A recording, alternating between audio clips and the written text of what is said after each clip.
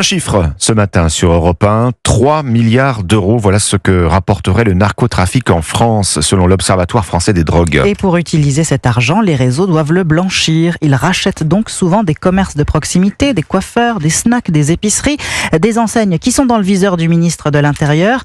Le nouveau dispositif Ville de sécurité renforcée présenté vendredi prévoit plus de contrôles fiscaux pour débusquer les dealers qui se cachent derrière ces commerces de plus en plus nombreux. Reportage dans le 13e arrondissement de Marseille de la correspondante d'Europe 1, Nina Pavant.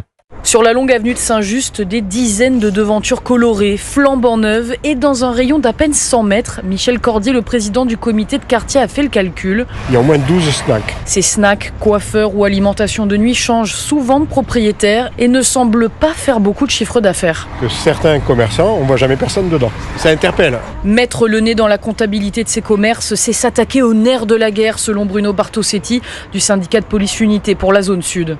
La prison ne fait pas peur à ces narcotrafiquants, on le voit bien.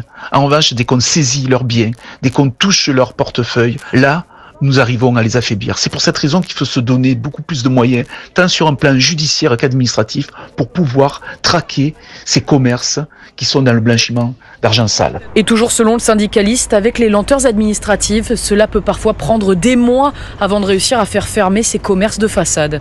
Marseille, Nina Pavant, Europe 1.